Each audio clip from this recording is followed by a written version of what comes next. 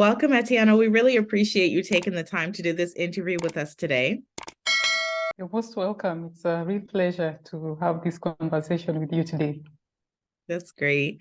As always, we like to start by acknowledging the original stewards of the various lands that we're on, as well as our ancestors and those who toiled without compassion or compensation. We want to acknowledge our elders and all community stalwarts whose shoulders we continue to stand on as we build and share and learn together for our collective liberation. So please go ahead and start by introducing yourself to our viewers and listeners. Wonderful. So my name is Atieno Otonglo. I work at an organization called the Global Steering Group for Impact Investing, which is a charity based out of the UK, but serving the entire globe. And what we are looking at is in the short term, in the next 2 or so years, we want to cover about 2/3 of the global population and about 50% of those who are living in poverty. And what we do is we are changing financial ecosystems one country at a time. And we are going into those countries, working across the ecosystem, so working with government, policymakers, the supply side of capital, the demand side, the entrepreneurs and their networks, the intermediaries, and finally other business service providers. That includes research institutions, academic institutions, consultancies, so everyone right across the entire spectrum, working together to come up with a strategy, and a plan of action on how they can boost capital allocations for impact, and more particularly towards the SDGs, where we are seeing that continuously and increasingly we are having a bigger and bigger gap to fill before the year 2030, which is the target year for achievement of this. So that's what we are doing. We are currently in 41 countries at the moment and hoping to get to 44 by the end of the year. So very ambitious plans there, but we are doing it one country at a time, and we know and believe that we'll be able to get there in the time that we are looking at. So we have an active pipeline of about 25 to 30 countries. A lot of our focus at the moment is covering Africa, covering Middle East, covering Latin America, or in short, the areas and the regions where we are seeing there's the most need in terms of social and environmental activities that need to be done or covered, where we are seeing there are gaps there.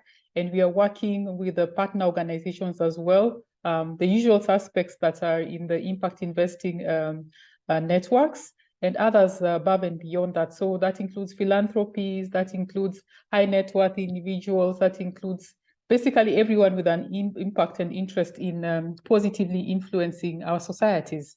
So that's what we do. I love that. Thank you so much for that. So can you tell us the origin of your work and how are you disrupting multiple ecosystems around the world?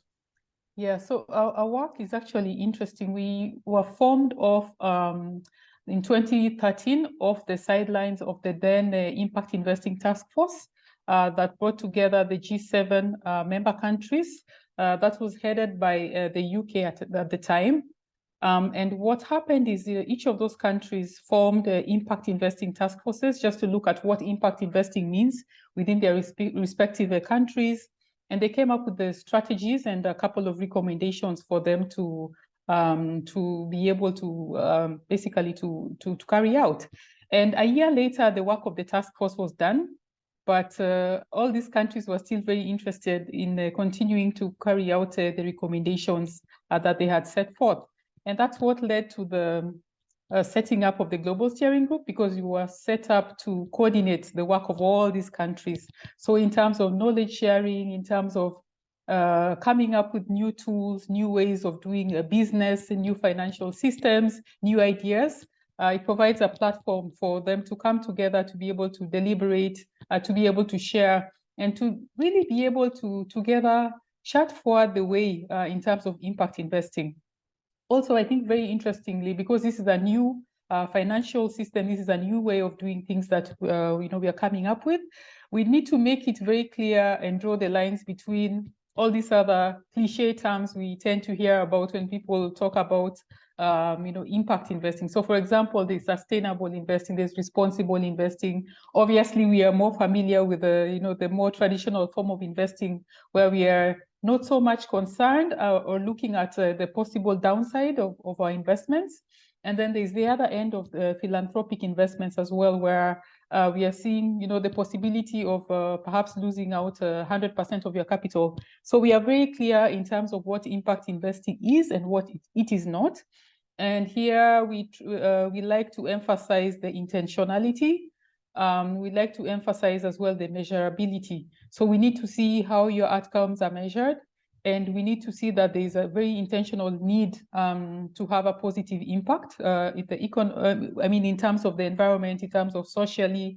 We also need to see that, of course, you're obviously avoiding harm and you're benefiting all stakeholders. And finally, for us, which is a very, very key thing, that you're creating solutions even in situations where there are problems that was not caused by ourselves. So it basically involves being very intentional around having a positive impact in our societies or within our environments that we are living in. Yeah, I think it's so true that we have to be very intentional with that. So I'm glad that you highlighted that right now. How important is impact investing and philanthropic innovation in the work that you do and how you, work with others around the globe? Yeah, so impact investing, I would say, is really, really important in terms of what we are doing, what we are working with. As I mentioned, we are working with about 41 countries, all very different environments, all very different regions, different priorities also we are seeing across some of those regions.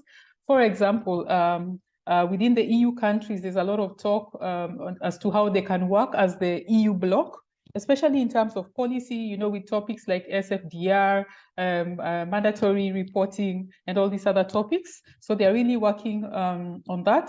They've also been focusing on how they can size their markets. So coming up with some kind of common methodologies to be able to size their markets. What is impact? What is not impact? What should be included in that bracket? Africa, I think, has been, really attracted a lot of attention of late. For the obvious reasons. I mean, it's a territory that has a lot of need, a lot of countries with a lot of common systems and common problems and challenges as well.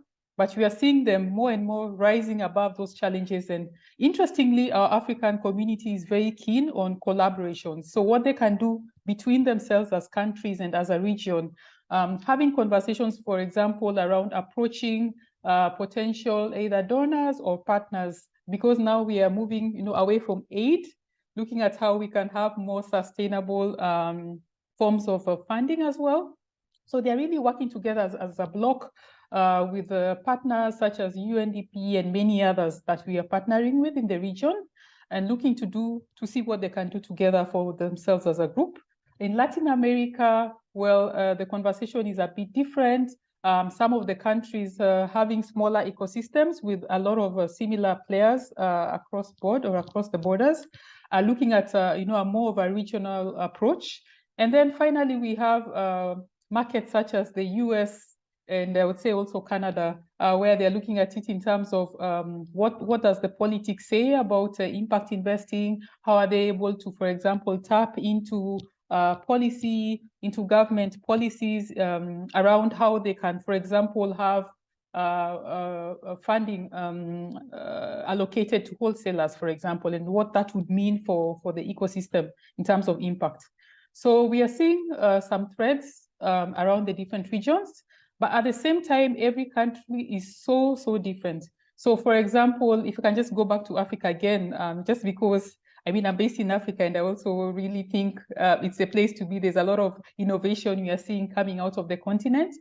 We can see, for example, in the Ghanaian market, where we have a national advisory board that is particularly working on developing a fund of funds for impact investing, where they are looking at getting some anchor investment that will in turn provide some kind of funding for SMEs that are targeting specific SDGs, and also looking at tapping, for example, into the pension funds, yes, the pension funds. And then in Nigeria, we are seeing a situation where similarly, they're coming up with a wholesale product again, looking at the local capital as opposed to international capital, which has been the focus in the past. So, for example, again, the pension funds. Interestingly, in Zambia, they have a very different model where the team there is working with the central bank towards some kind of guarantee, a facility or a mechanism. Again, targeting the SMEs in the agribusiness sector. And you can see there's lots of threads around innovation, blended finance, what kind of tools are out there.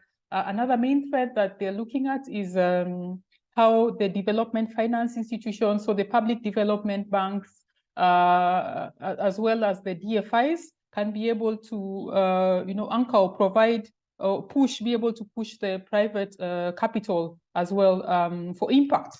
So I think those are very key discussions that we are seeing.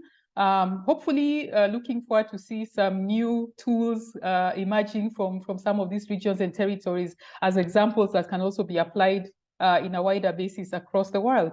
So we are very excited about these kind of innovations. Another very strong thread we are seeing is around SME finance generally, especially coming out of the COVID season.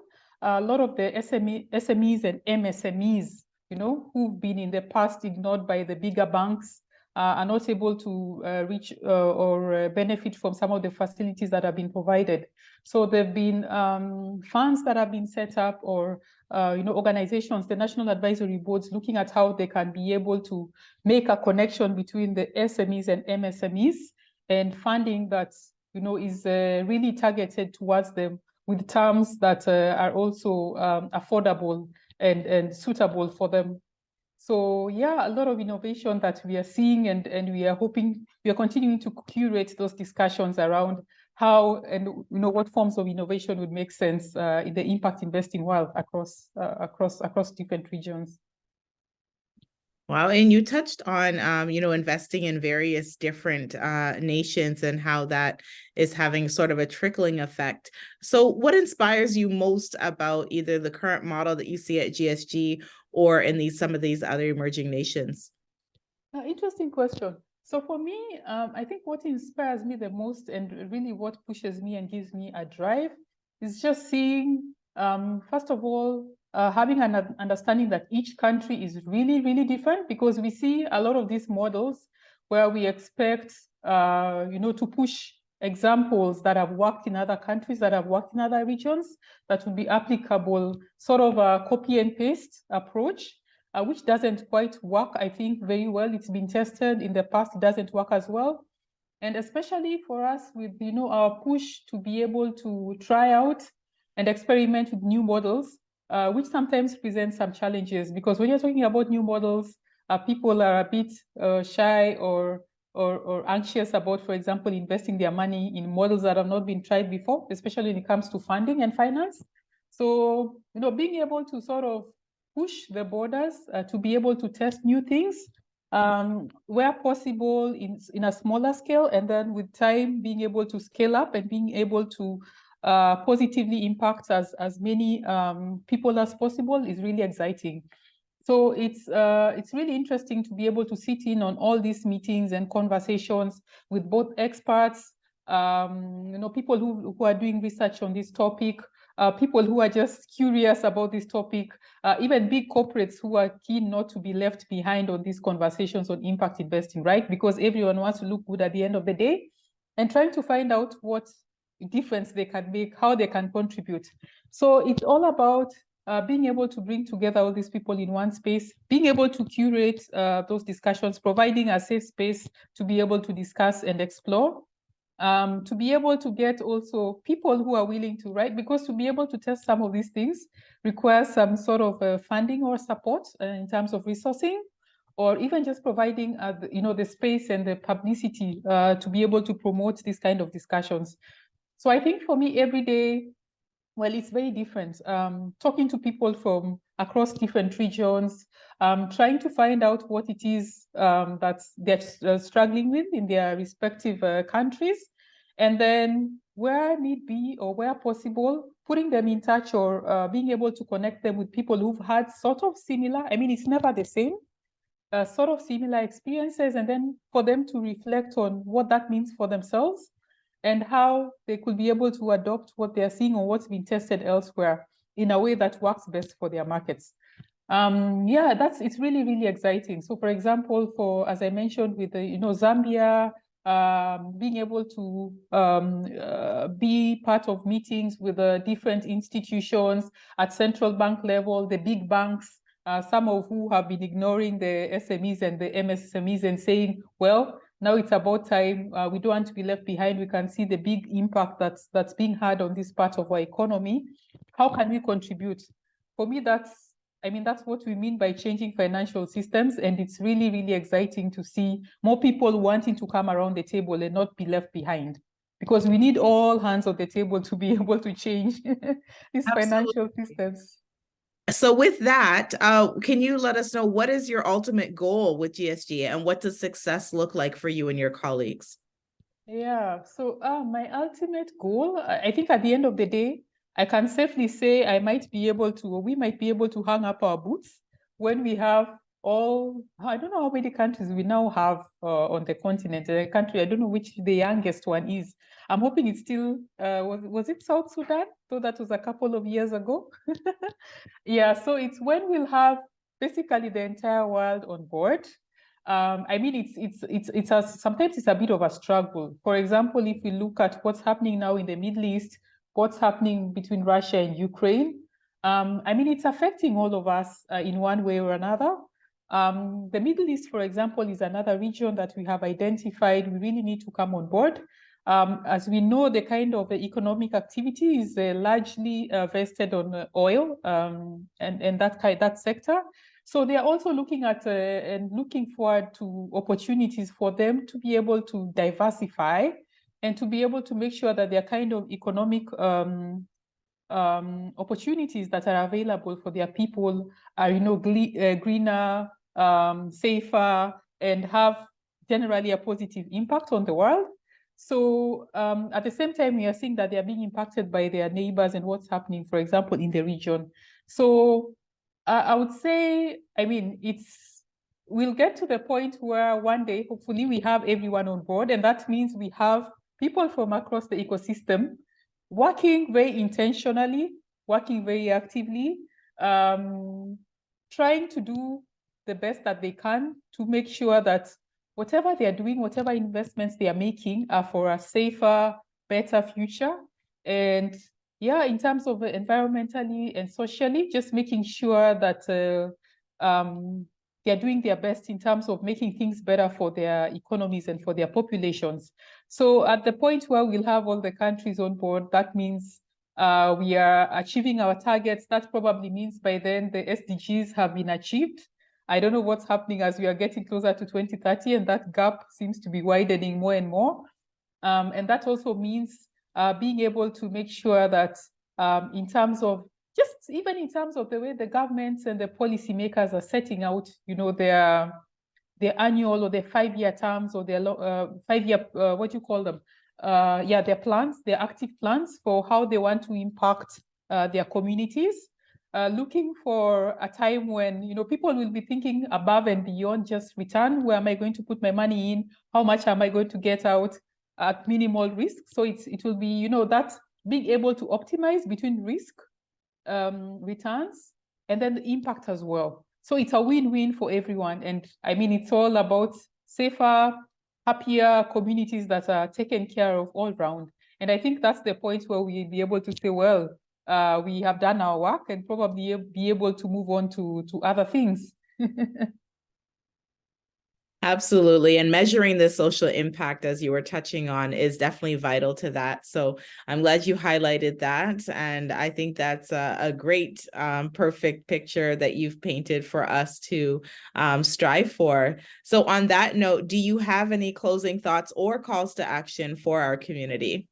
Yeah, thank you. I think that our call to action will be for each of us really to, within our respective communities, go back and question our leaders, go back and question, the institutions we work for, the people that we work for, the people that we have put in charge of taking care of our future, what they are doing to be able to make sure that we are not moving backward, and that all the decisions going forward, regardless of what's been done in the past, are going to be for a better future for ourselves and for our children and our children's children. So, I mean, at the end of the day, I would say we can all see what's going on around us. I mean, we don't have to repeat. We've been having time and time again all these conferences that are bringing people together, all the COP26s and all the annual summits around climate change. But at the end of the day, it seems that the leaders all seem to sort of retreat and forget about it, put it in the back pocket and say, let's move on with the business of the day. So this definition of a business of the day, we need to marry this with what we are doing and what we want to see for our future generations. The two cannot be put aside. I mean, I think we are way past that, and that's what's been happening. Clean, responsible business. And we can all start from where we are. I mean, for example, if you are just looking at traditional investing, why can't you consider moving into the more responsible bit of it? So doing obvious things like not investing in companies or in efforts that are, for example, obviously doing harm in one way or another. And then now moving into the ESG space, where I would say, fortunately, corporates and everyone is being forced to move into, in terms of regulation and all that. And then now consider moving into impact investing. It can be gradual, but there needs to be a very intentional will to move in the right direction. So yeah, I think my closing comment would be to say that it's better to get on willingly as opposed to waiting for the point where now you're being forced to get on the train because you're being pushed by government or you're being pushed by the regulation and the authorities. And then at that point, it would be a case of sort of scampering for last minute. What do we need to do? How do we need to do it? Start changing your processes, the ways of thinking and the ways of engaging, so that at the end of the day, we can get there. We'll be doing it and we will get there at different paces, but we need to intentionally have a plan to move towards making sure that we are doing what we need to do for our planet and for our future generations. Absolutely. Very well said. Thank you so much. I really appreciate you, your work that you're doing. You're doing some remarkable work and, being able to share all of your insights with us today. Thank you so much for that. I really appreciate that, Atieno. Thank you so much, Blessed. It's been wonderful speaking with you. And yeah, thank you. I really appreciate. Yes, definitely looking forward to having you here in Canada soon. Can't wait to have you and be able to do some collaborations in person. But we are just going to close off this interview the way that we began, by acknowledging the original stewards of the various lands that we are on, as well as our ancestors and elders, as well as community stalwarts whose shoulders we continue to stand on as we do this work together for our collective liberation. So thank you once again, and thank you so much to our viewers and listeners.